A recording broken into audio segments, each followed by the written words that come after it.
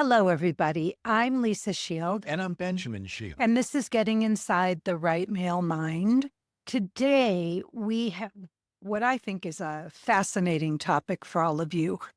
I had a huge breakthrough when I was dating, and I realized that I had a checklist. I think we all do in some ways, whether your checklist is long or short. Would you agree that everybody has a Oh, yeah, checklist? men and women both. Men and women both. The thing was that I knew what was on my checklist, but I realized that I didn't know what was on a man's checklist. And that actually was equally or more important than knowing what was on mine because a man had criteria that I wasn't aware of. I could be checking off the boxes on my list all day long, and I could be turning off that man sitting across from me.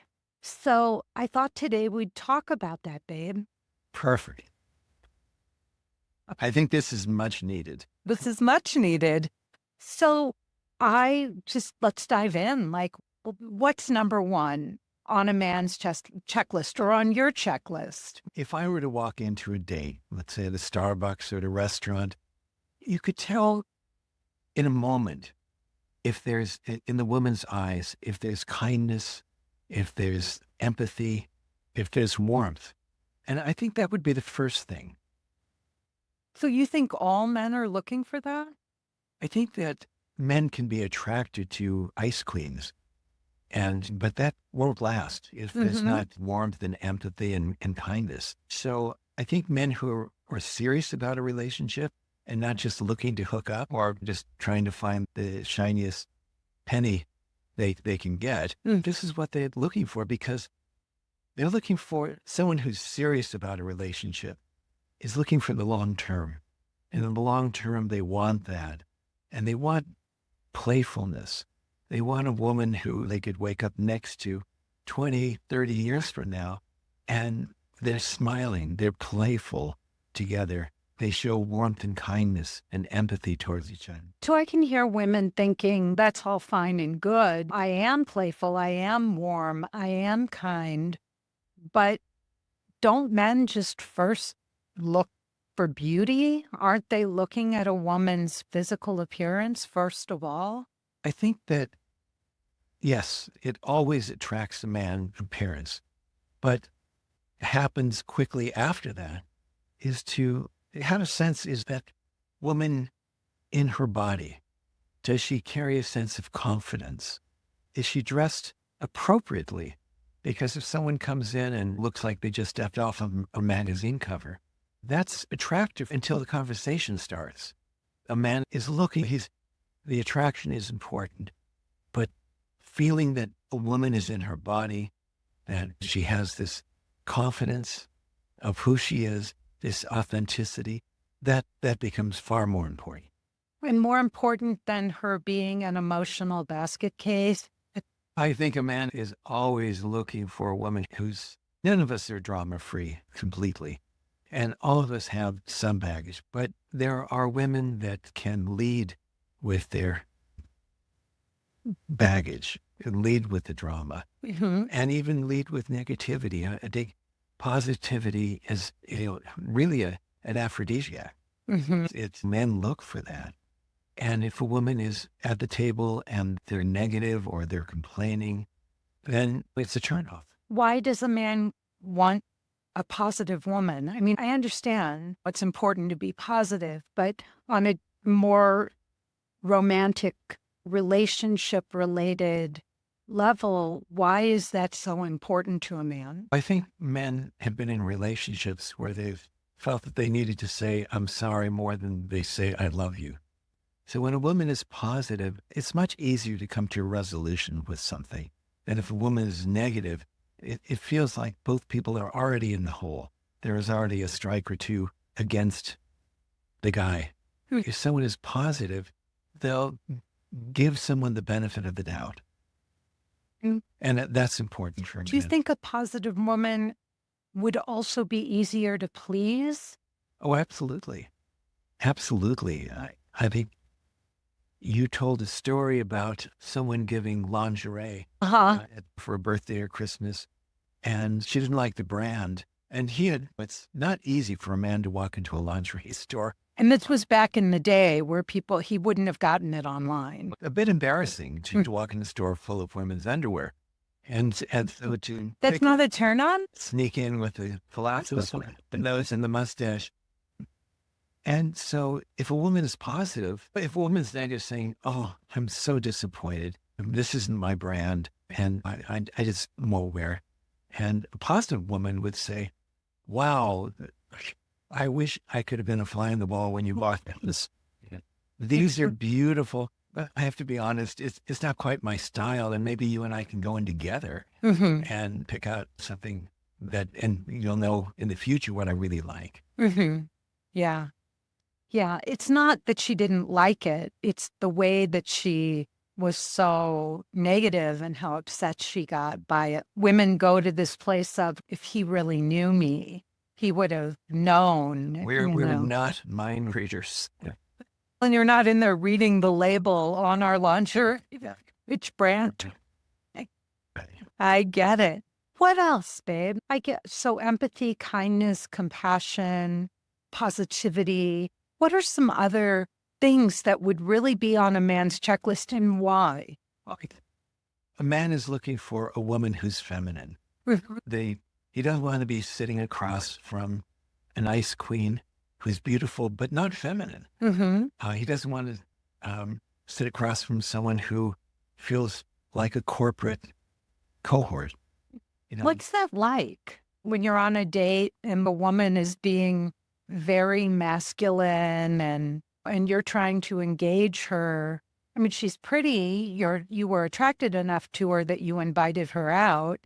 And yet, as you're sitting across from her, you can't melt her heart. She's so in her head. Let me flip that around just for a moment, then I'll come back to it. Mm-hmm. If a man is sitting across from a woman who's feminine, it puts him in as masculine. Mm-hmm. So, and there might be just an occasional touch on his hand or just the way she puts her hand through her hair. It's captivating. Mm-hmm. And being feminine, if you see the movies from the 1950s and 60s and like Eva St. Marie and North by Northwest, when she's across from man, she's feminine. And part of that femininity comes from there's nothing else existing except she and the person across from her. Right. So if a woman is in her head and not in her heart, if she's dealing with men in the corporate world and she takes that out on a date, a man just leans back because he can't be in his full masculinity. He wants someone he's going to be turned on 20 years from now. And we know women in their 80s who are a turn on because they're in their feminine. So let me ask you a question. What is it like? Like, what's going through your head when you're sitting across from a woman? We do our Q&A calls all the time with the women in the course. And I am certain that you are sitting there thinking, oh my gosh, this woman is so masculine sometimes. What is that like for you as a man? If a woman is masculine, really depending on the moment, but it can feel infantilizing to a man because there's a certain dynamic with men and women. And when that dynamic is turned on its head, it's not attractive. Do you think that sometimes if a woman is chewing her masculine, that can also bring out the worst in the guy? If you have some very macho guy or whatever, or a man that wants to impress or assert his masculinity, do you think it can bring out the worst in him? It might, but I think what it means even more than that is that the woman isn't playful. Mm-hmm. There's not the humor. And for a man doesn't get into his heart with his male friends. They sit on a bar stool and they look at a TV and there may be 3 football games on, and that's great. But a man goes on a date or wants to be in a relationship with a woman because it brings his heart to the forefront. And if a woman is in her head, then what's the point? It's you're happy when the evening's over. And even if it's not going to be a match, and you may know it's not going to be a match pretty soon in the date, either the woman knows, the man knows, or probably both. But they know how if two people are in their heart, and if the woman is in her feminine, the man can be in his masculine, they both leave the date enriched and better because of it, not with the idea that what a wasted evening, and there are no good women or there are no good men. I know this is a out of the blue, but I never asked you this question before. And I'm really curious because we all have blind spots.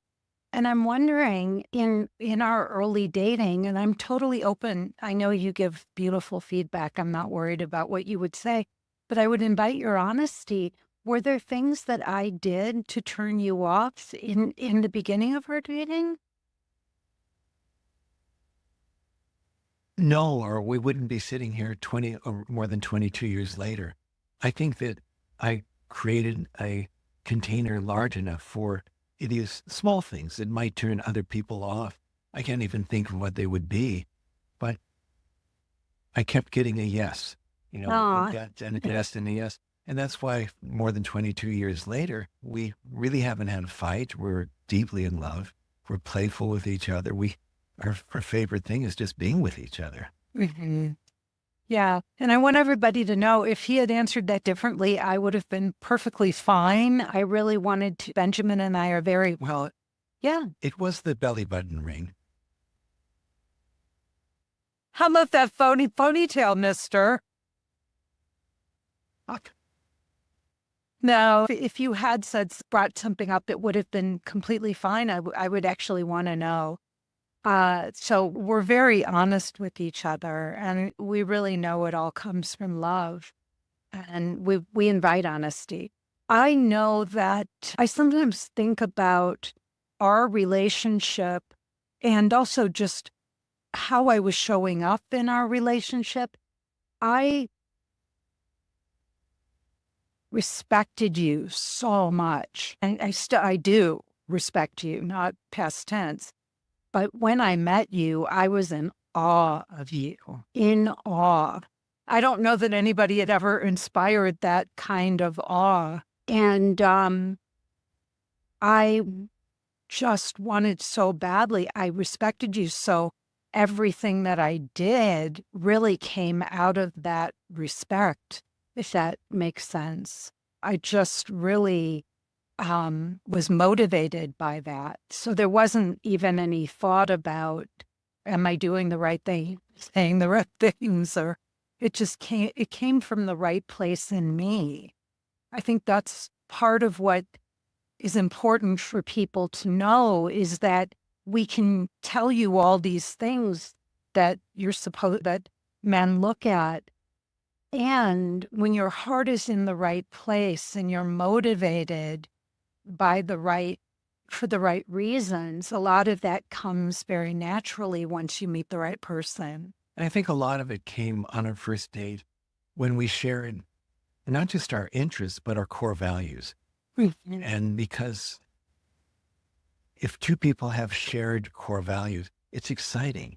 And it could be different religions, it could be different cultures, but if they have the same core values, wow, that's great. And to be able to talk about that freely and talk about it and also actively listen from the other person, what their values are. Mhm. Yeah, we were fortunate that so many things aligned for us. So I know you're looking, as you said, for kindness and empathy and positivity. What else would a man, and that looks are important. Of course, you have to be attracted. But what I think a lot of women miss the fact if a man invites a woman on a date, he's probably attracted to her already. Is that true, honey? Oh, yeah, definitely. Even though they may have just had a Zoom call, but it was enough to want to get to know someone even more. Or if you met somebody in real life and you asked her out, you would have, the first thing, you would have established was you found her attractive enough to want to go on a date with her. Yeah. Yeah. Ideally, both her personality, her profile, all of those things. Mhm. And what else? What are some things that women wouldn't know? I think that as a man, if I were to spend, like on our dates, I spend a lot of time just researching restaurants to make sure that it's a place you could eat at, that it was convenient for you. I didn't know that. Oh, yeah. And Oh my God. that you like tables next to the wall Oh, and that when you like quiet restaurants and we could talk. So, you know, so a man can put in a lot of time and effort. And it's just magical when a woman says, wow, you picked a great spot. Or I know that you really put effort into this and it's paid off. Thank you. aw. So appreciation. If a man opens the door for a woman at a restaurant or walks her to the car, just having just a moment of appreciation lights a man up. It's so funny hearing you say this. It's so sweet. And I'm sure it's true for a lot of men that they go out of their way to impress women and get it all right. And especially a true gentleman would be listening and watching and wanting to please her. I think that so easily gets stepped over. And I really hope that the women listening are heard the emotion in your voice when you were expressing that, because I think a lot of men put so much thought into a date and it's not good enough for the woman. And he feels it.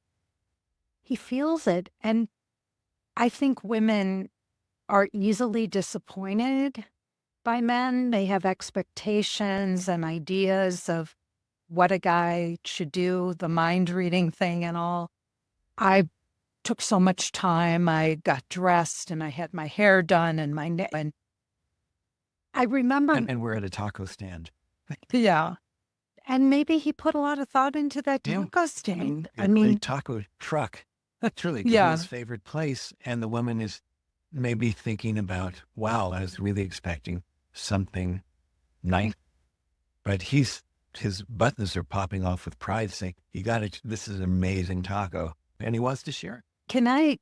this is such a wonderful analogy of that. We decided to go to Northern California for our Honeymoon? honeymoon. That's what they're called. Yeah.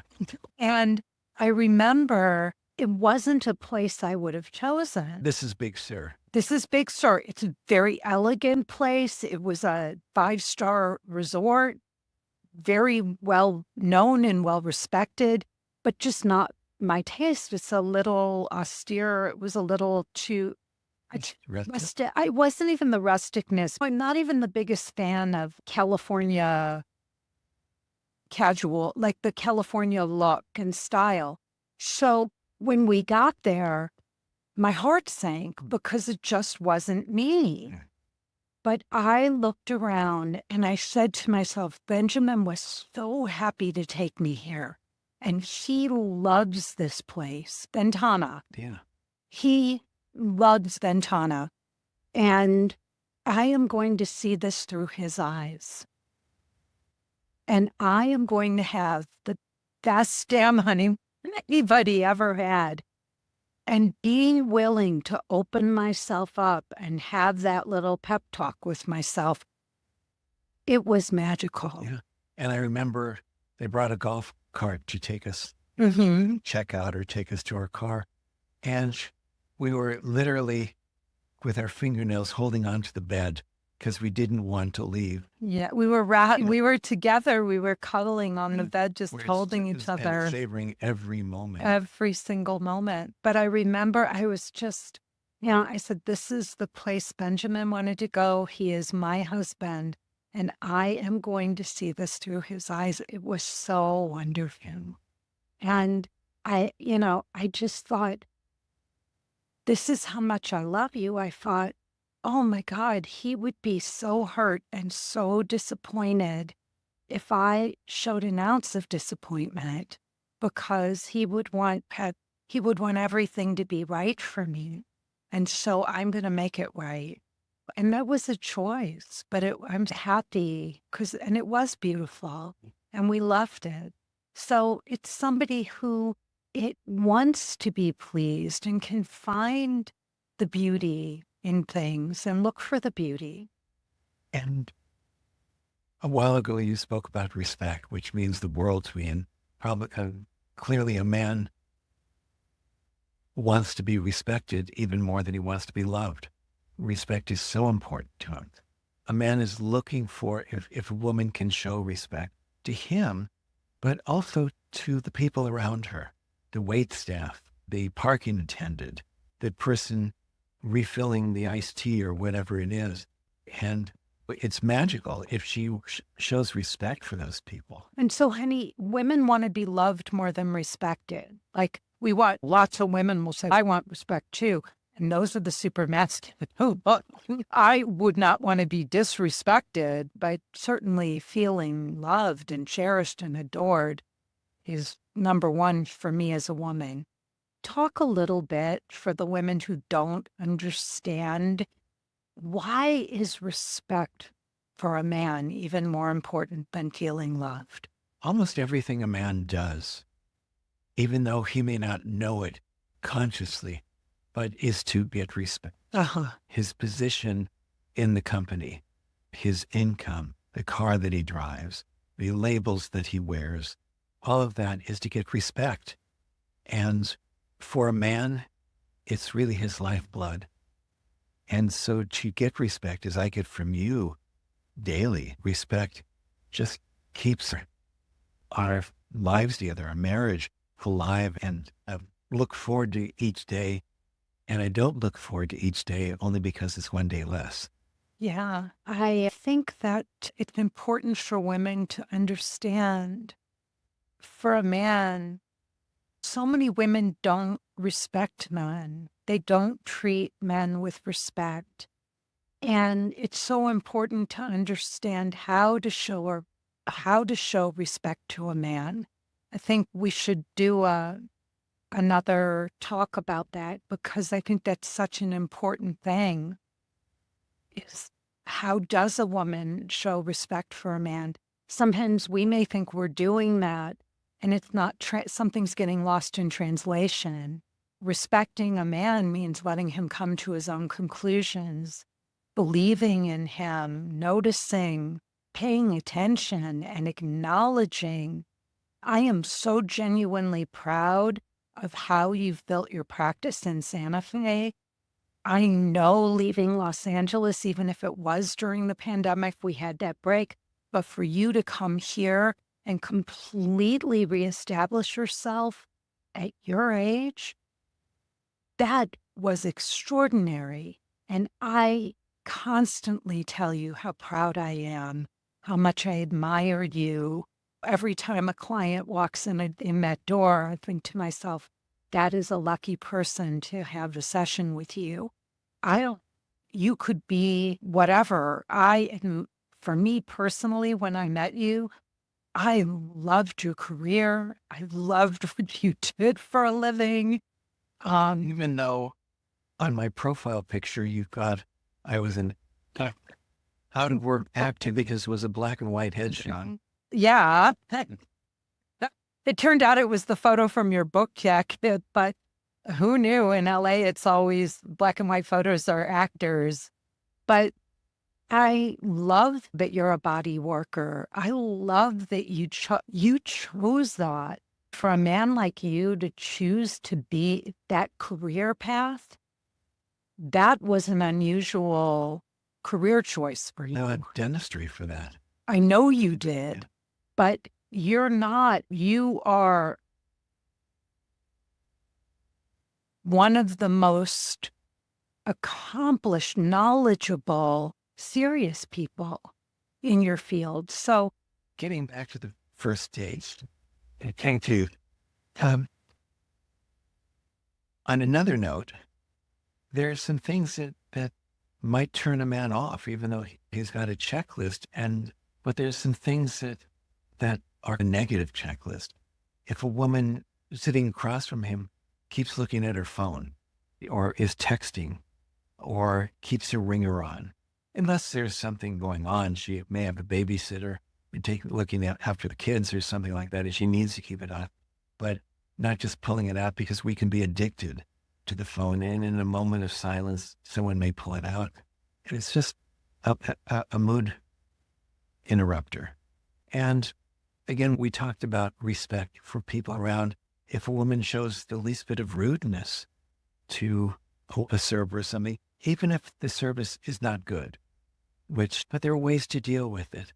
And a man is really looking for these clues of what it's going to be like being with her. And if she has equanimity and grace in handling things, he knows that he's going to treat him.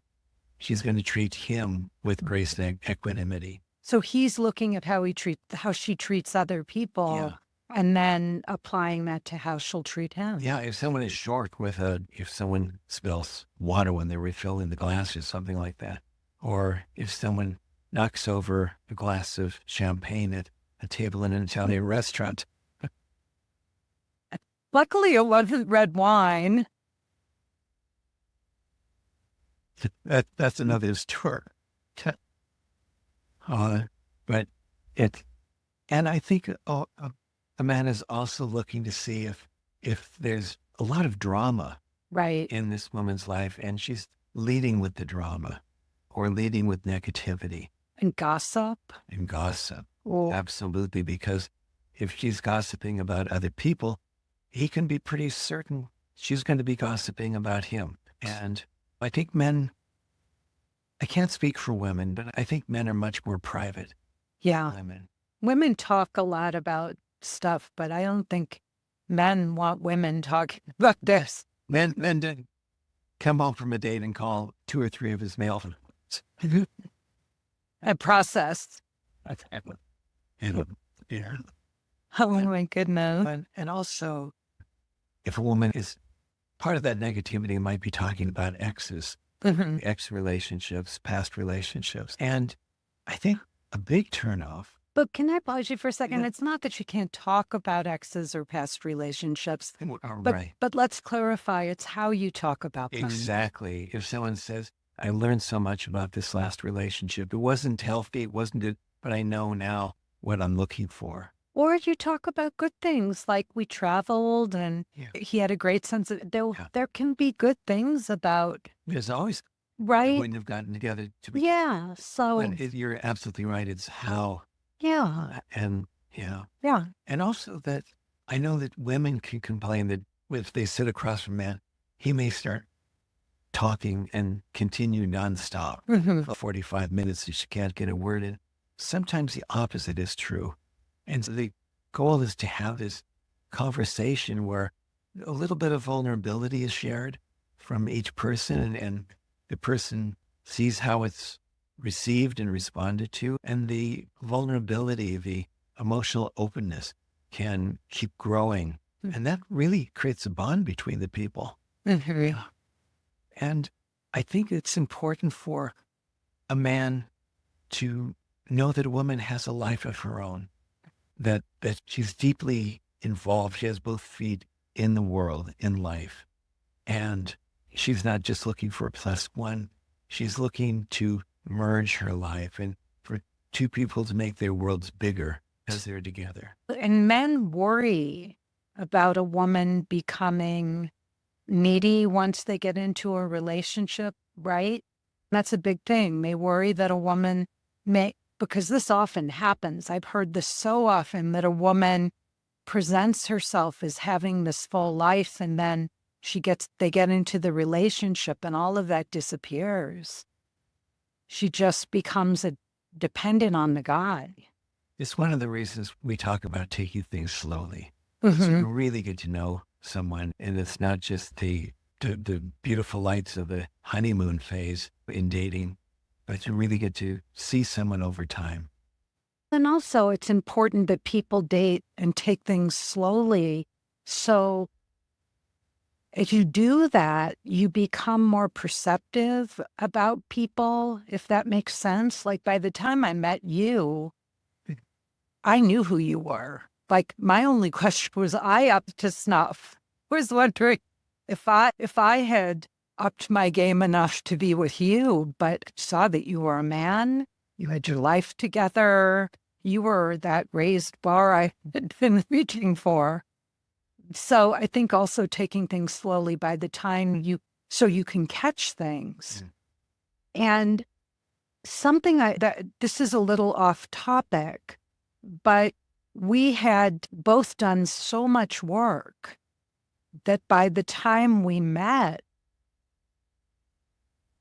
we really didn't have to work on the relationship at all. Yeah, I think a disservice when therapists think that, or book authors write books on the importance of relationship or for two people to get together and work through their issues.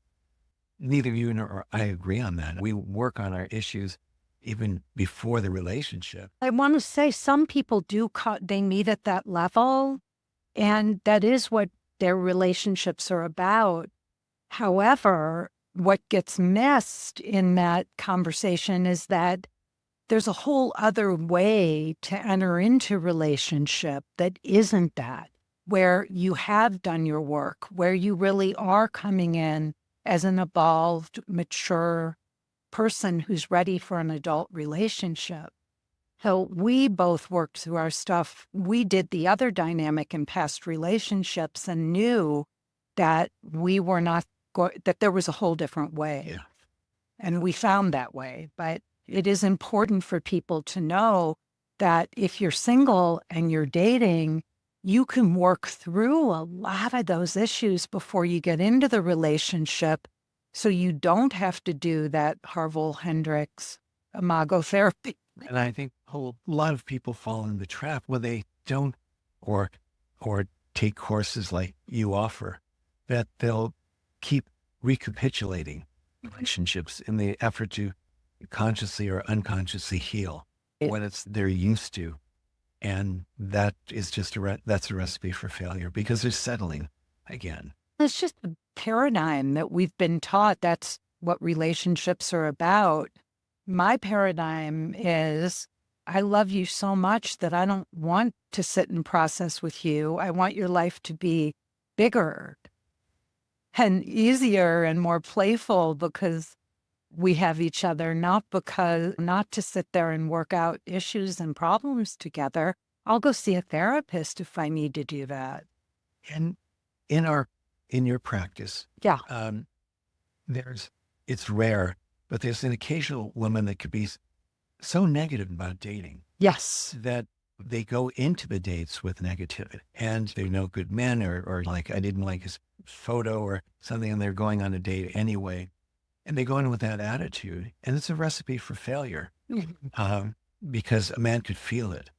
It's hard to hide anything, on a date. It's hard to create fun when you walk in with a negative, or even create any kind of spark or possibility when you're already seeing it through a negative lens. And negativity puts us in our head, not our heart.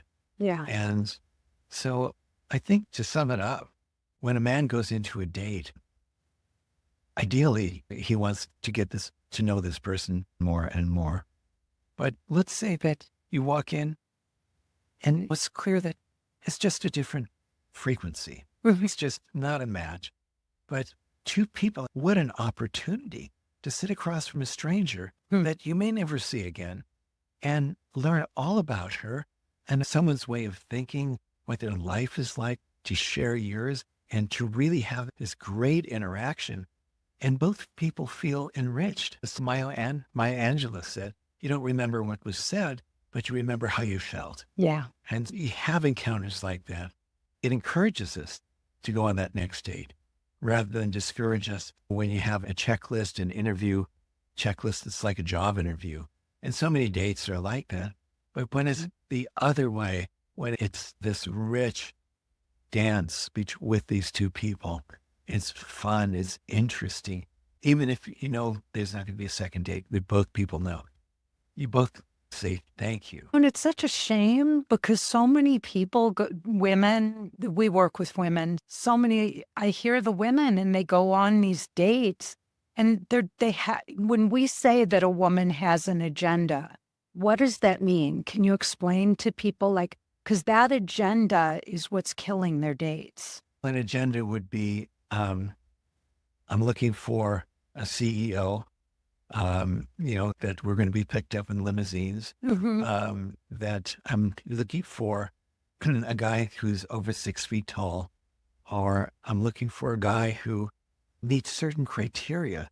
And the more criteria that's added to the list, the fewer the people there are. But the agenda and the reason agendas sabotage dates is because it doesn't allow for two people just out of kindness and connection and all to want to get to know each other. Instead, the only reason that woman is really there is to see if this man checks off the boxes.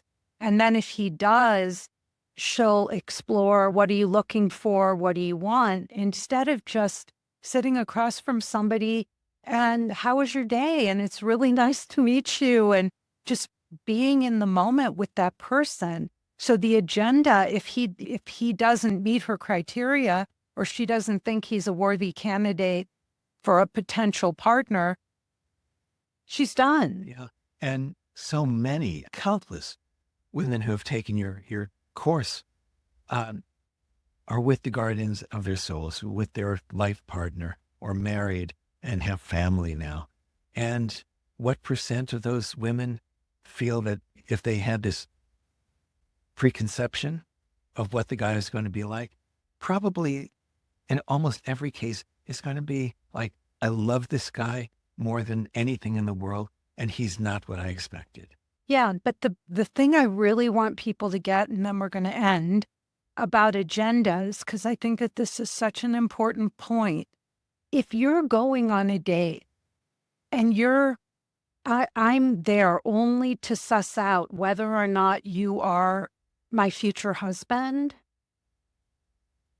The minute I meet you, if I look at you and I think, oh God, there's going to be an hour and a half of both of our lives that follows. That's me just thinking, well, when can I get out of here? How quick can it end? I have no interest in this guy.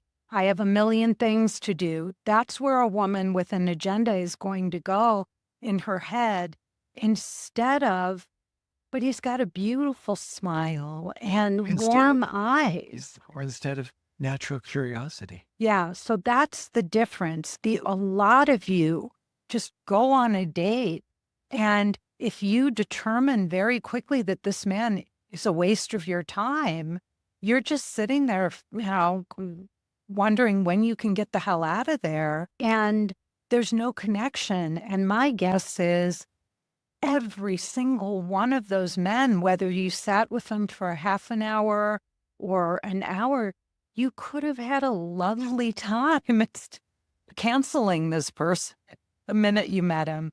All right, honey, just to sum up a few of the highlights of things that turn men on, or that are on the man's checklist, what would some of those things be? Kindness, having a playfulness, even a sense of humor, because it means that the relationship is going to be fun and stay fun. That they're open to an engaging conversation where the conversation grows because two people are sharing vulnerabilities and they're just building and creating more and more of a bond. That there's a sense of appreciation, that if a man really goes out of his way to make the date, to plan the date and to make it right, even if it doesn't turn out right, that there's an appreciation, and that the woman has a positive attitude. And she comes in with her feminine, which doesn't mean sexy. It means true feminine, that essence. And sometimes that can get dampened in the corporate world or with family responsibilities, or to really bring the feminine forward so the man could be in his masculine. And again, it's not sexual, but it's just what brings people together. If we can bring up our core values so that people can get excited that they share the same values, or they could just say, wow, that's really interesting. You have a different worldview and I'd love to hear about it. And there may not be a second date, but you learn something about it. And there's just, for a woman and a man, for both people to be attentive, not to be reaching for their phones, or for both people to be punctual for the date, to dress accordingly, not overdressing. And because there's a lack of authenticity Mhm. when we overdress and a lack of caring if we underdress. So just staying in that zone and really having that natural curiosity for both people so that even if, again, ideally there'll be a second and third and beyond. But even if there's not going to be a second date, you get to learn about someone. You get to be with someone. How many times on the planet can we be with a complete stranger Mhm. and get to really know them, sit across? And you may be surprised. People may be surprised, like Charlotte in Sex and the City wound up with the little short lawyer guy, and she had been married to Kyle MacLachlan. You might be surprised who you fall for. Somebody may not be your type when you first lay eyes on him, but once he starts opening up and you see his heart and who he is, you can fall in love. And the last one is respect, Yes. showing respect. And that a man will just, it will light a man up. Yeah. All right. Thank you, babe. That was great. Thank you so much for watching. I'm Lisa Shield. And I'm Benjamin Shield. And this has been Getting Inside the Right Male Mind. If you'd like to learn more, please go to lisashield.com. Click the button all over my website to watch my free presentation. At the end, you can sign up for a love strategy session with a member of my team to see if we can help you find a guy like him and have a relationship like this. If this is something you might be looking for, we would love to help you find it. And also, I do another broadcast called Finding the Guardian of Your Soul, which is the name of both of these podcasts. And please send ideas to us. We would love your suggestions for future topics. And those can be sent to podcast@lisashield.com. Thank you again for joining us. Enjoy the rest of your day. Bye. Bye-bye.